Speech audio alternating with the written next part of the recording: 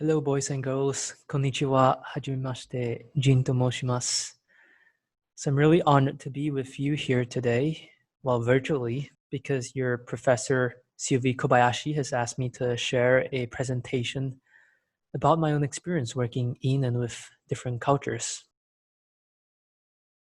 The title of my presentation is on hacking culture. I use the word hack because it's a very hip word to describe an effective way to master something, and in this case, culture.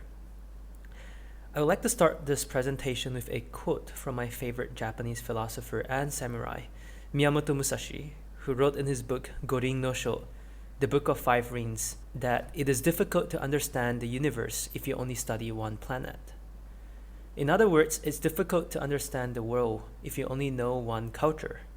Worst of all, a lot of people don't even know their own culture or identity to begin with.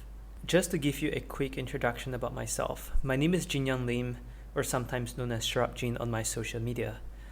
I'm a Malaysian Chinese who studied in Waseda University, Japan, and Peking University, China. Now I'm currently a social entrepreneur, martial artist, yoga and mindfulness teacher, environmentalist, and a podcaster. You can find more about my information on my website, sherabjin.com, and I'm sure you'll get to know bits and parts of me along this presentation. When asked to give this presentation, I reflected much on my own journey and came up with a model on hacking culture, which takes 4 simple steps. And all you have to remember is OI and UI. O-I-U-I.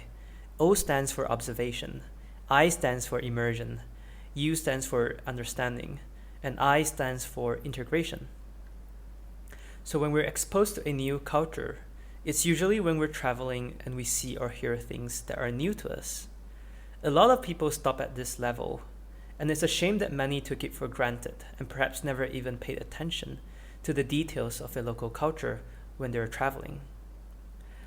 It's usually when we move to a new place and live there that we get to immerse ourselves in the local culture.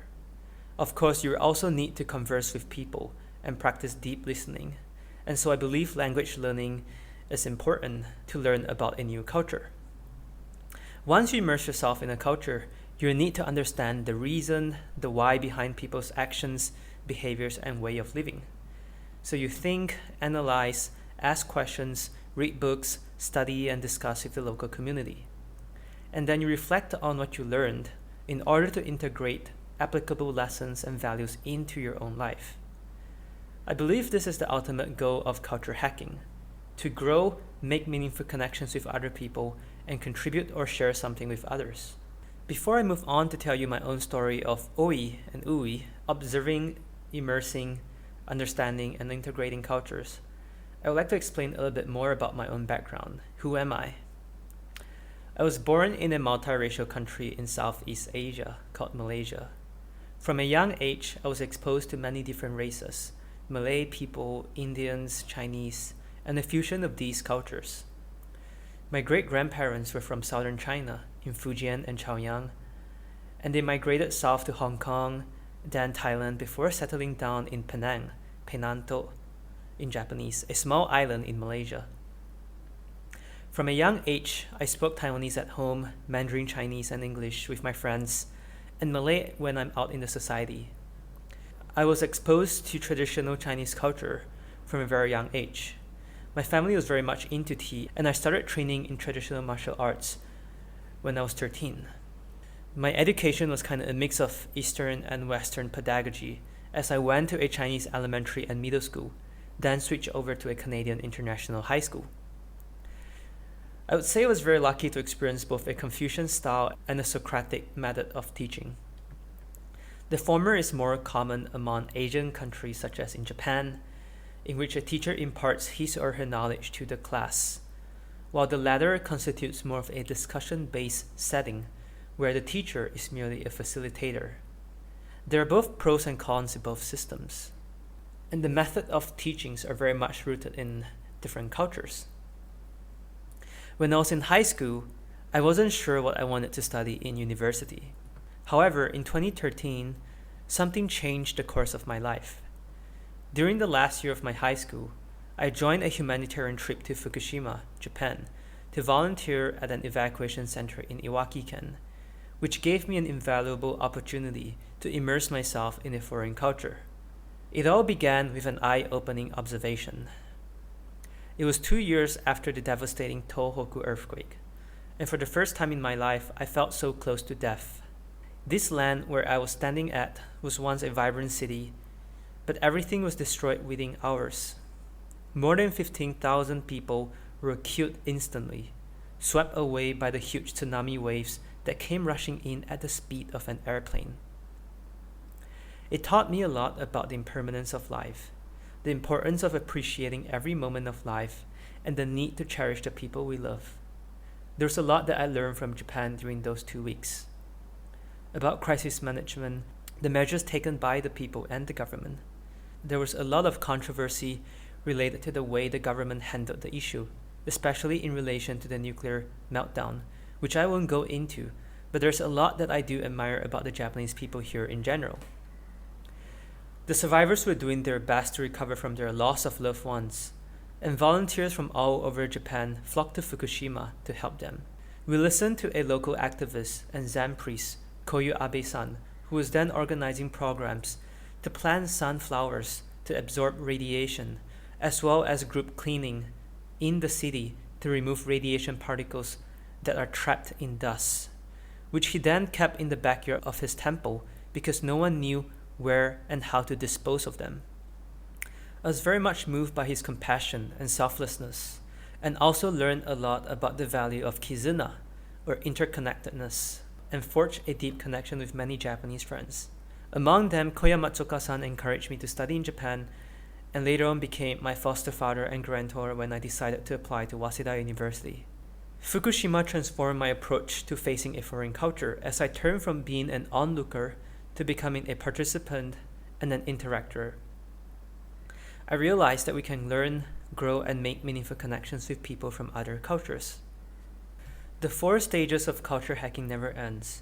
After coming to Waseda, I started learning Japanese from scratch, and during the weekends I would travel to Yokohama to learn Aikido from Seiko Ito Sensei, whom I met in Fukushima and became a really close disciple of.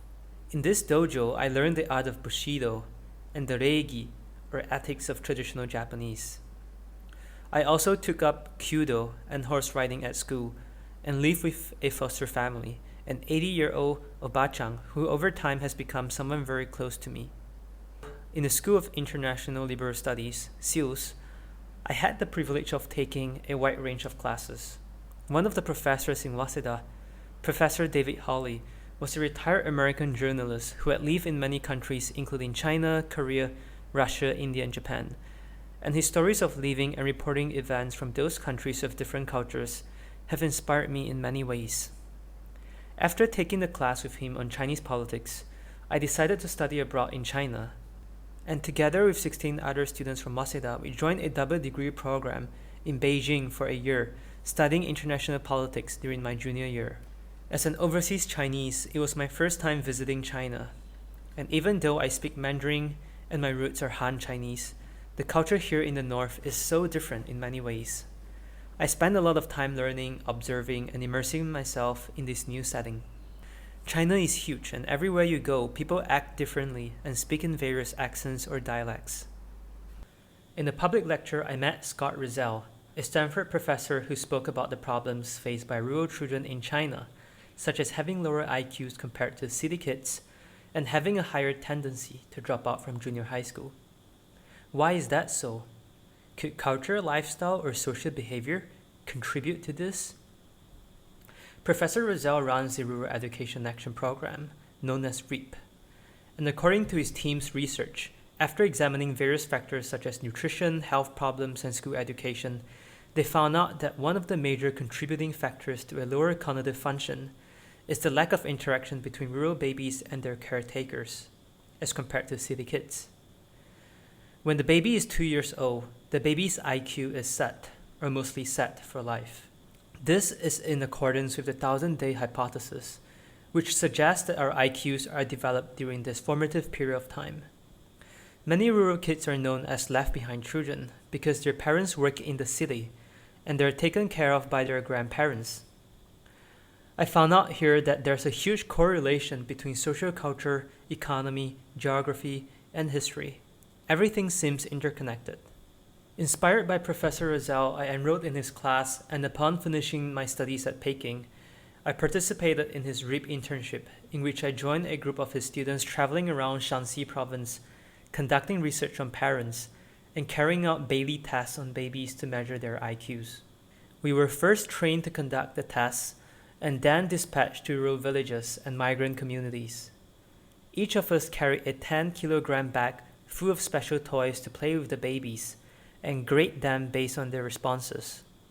This one-month research was an invaluable opportunity to understand both rural culture and lifestyle in remote areas of China. I learned about the conditions and problems faced by Chinese rural families, what or where their parents work at, how the kids were being raised, and especially the connections between a child's intelligence and his or her living environment. Over the course of a month, I also became really close with all the Chinese students who came from various universities, because we did everything together, from waking up early each morning, eating together, joking, analyzing data till midnight, and working closely as a team. Our research results were sent to both Stanford and Chinese universities, where experimental economies are working with the government to build childcare centers around the country to improve rural education. Hopefully, our efforts will help open a door to a better future. As a student in China and a field researcher, I went through all 4 stages of observation, immersion, understanding, and integration. And this opened up a new opportunity to grow, connect, and contribute. My last and final story of culture hacking brings us to the faraway land of the Himalayas, a place called Ladakh in northern India, where I've been running projects for the past 2 years. This region has been making headlines in the news recently, as part of the land is disputed between China and India. Despite being controversial politically, Ladakh is extremely beautiful and close to my heart. I first visited Ladakh before going to Waseda University and was extremely attracted by its ancient culture, scenic nature, and beautiful people. After coming to Japan, I kept reconnecting with Ladakh, such as helping a local NGO school called Mahabodhi with copywriting and designs. This write-up, for example, was written to help them find more volunteers during the summer. During my search for more information to understand the local Ladakhi and Tibetan culture, I came across this amazing book, Ancient Futures, written by Helena Norbert Hodge, which I believe most of you have already read the preface. This book illustrates clearly how much we can learn from an ancient culture that is very much in harmony with its people and the natural environment. Helena Norbert Hodge is a Swedish linguist who had the opportunity to visit Ladakh when it first opened up to the Western world. And she had a glimpse of their lifestyle before capitalism was introduced to this part of the region. It was a utopian sort of society where people were quite happy with their agrarian lifestyle, living in big families where grandparents, parents, and grandchildren were very close to one another. The village people took care of one another as a close-knit community. Resources were sufficient for everyone's needs, and people were easily content with life. It was a circular economy in which things were continuously reused and recycled, and there was no plastic nor pollution. However, things started changing year after year, especially when more Western tourists and values of capitalism were introduced into the society. People began giving up their farms and moved from rural villages to the city to open up businesses. With the introduction of money and material goods, young Ladakhis started comparing themselves to others based on material possessions and money.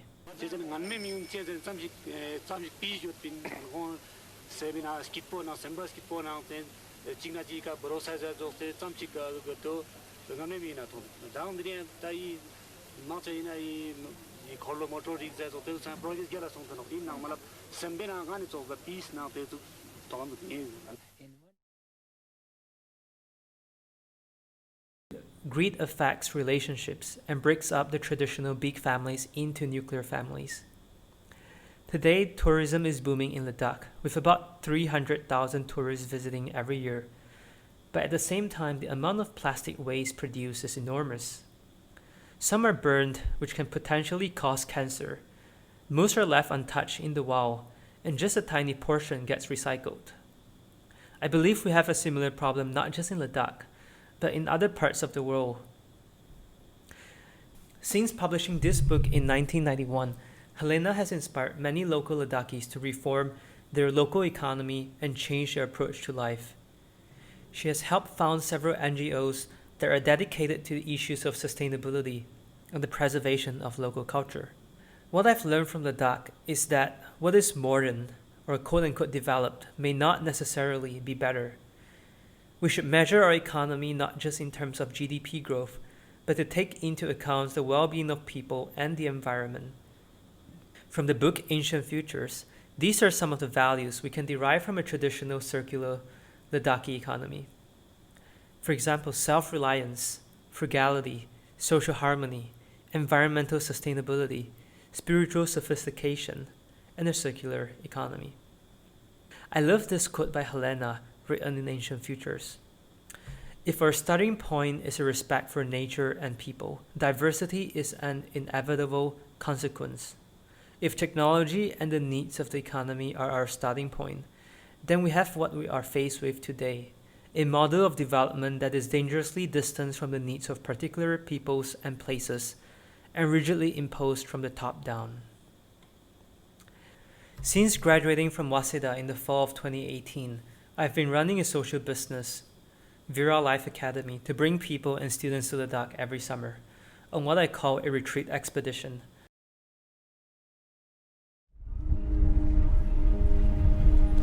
The beauty of life lies in not knowing what is ahead of us. What can we learn along this path of discovery? Who will we be sharing this journey with? And what is the meaning of life? There may be no one answer, for all of us are different. We're born into different families, different personalities, different religious background, different traditions and cultural beliefs, and different capacities to make an impact in this world.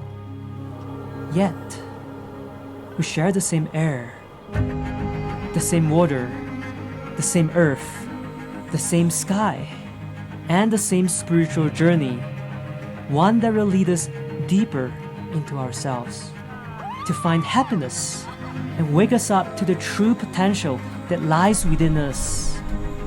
Don't let the distance of the journey deter you from taking the first step. All of us have the power to be aware of our thoughts and actions, to be healthier by taking care of our bodies, to find gratitude from moment to moment, and to help others because we see ourselves in them. What if we can look into the eyes of another being and connect with them through the languages of the heart, to look at Mother Nature and feel ourselves to be a part of something bigger, to realize that our lives depend on one another and that we're all interconnected, to wake up each morning and feel inspired, to pursue our dreams. And what if our deepest desire is to do something good for humanity?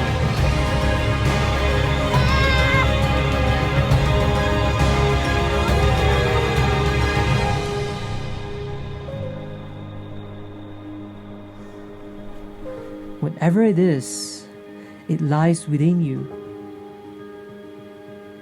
Nourished by constant growth, nurtured with meaningful relationships, and fulfilled through selfless giving. Grow, connect, and contribute. Join us in this journey. As a yoga and martial arts instructor, I teach yoga and physical exercises every morning and bring students around different parts of Ladakh to observe the local culture and learn about sustainability. We made Ancient Futures a prerequisite reading material before coming to join our expedition so that people can observe and reflect on what they read and connect it with the actual experience. Here's a video to illustrate one of our most recent expeditions with a group of American students from Idaho, US, back in July 2019. If we can bring students out of the classroom and take them all the way to the Himalayas, what can they learn there? And how can we design and facilitate for them a life-transforming experience? In the summer of 2019, we brought 12 American high school students to Ladakh, India. We traversed across some of the harshest terrains on Earth to reach remote farms and villages hidden in the Himalayas. Here they went through an immersive 2-week learning experience to discover the ancient culture, nomadic pastoral lifestyle, and way of thinking of the local Ladakhis. We aim to make this program a lesson on sustainability to better understand our connection to nature and how life could be even happier without material access. To plant the seeds of mindfulness and nurture these students to become compassionate leaders. And finally, to build a bridge between these American high school students and local nomadic kids who have little access to the outside world. What would they learn from one another? And how would such an experience leave imprints on their hearts that would last a lifetime?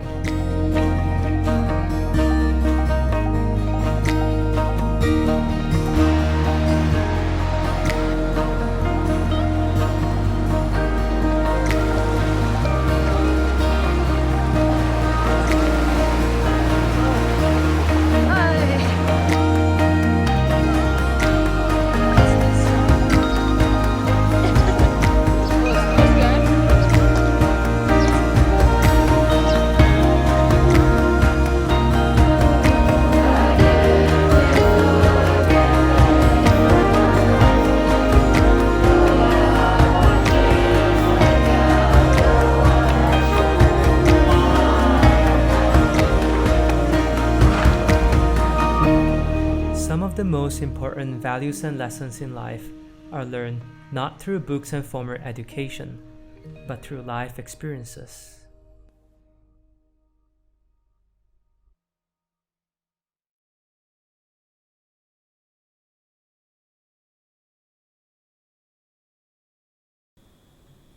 I highly recommend reading the book Ancient Futures if you ever had the chance, because it offers a deep insight into Ladakhi culture in almost every facet, from geography to history, philosophy, family, population, economics, cuisine, diet, traditions and culture, to architecture, tourism, and the mindset towards life. Take a moment to go through this list when you're free and try to reflect on your own understanding of your own culture, or the culture in Japan. How much do you know about the local geography here? And how does it connect to the local cuisine, to your diet, religion, architecture, art, etc.? So just to quickly wrap up my presentation today, observe, immerse, understand, and integrate. The more you integrate, the more interconnected you will feel about everything and towards others. This is the basis of Kizuna. And along the way, your self-identity might even change. For me, as I integrate my experiences of a Western liberal arts education, my interest in Eastern philosophy, yoga, martial arts, and my cultural background in Malaysia, Japan, China, and Ladakh, I feel like my identity is always changing. Perhaps I don't even know what my identity is anymore, but at the same time, I do not feel like I need a single label to describe myself. The word culture is derived from the Latin colere, which means to tend to the earth and grow or cultivate and nurture. What really matters is what values have I nurtured? How have I grown or cultivated myself? And ultimately, am I feeling a sense of fulfillment? So last but not least, I hope that you bring home the values of OI and UI, observation, immersion, understanding, and integration. Thank you so much for listening. I hope you enjoyed the presentation. You can find the link to my personal website here at sharupjean.com, and feel free to reach out to me if you have any questions on social media or email. You can find me on Instagram at sharupjean, the same spelling, or email me at jinyanlim95@fuji.waseda.jp or sharupjean@gmail.com. 最後まで聞いてくれてありがとうございました。ぜひ気をつけてください。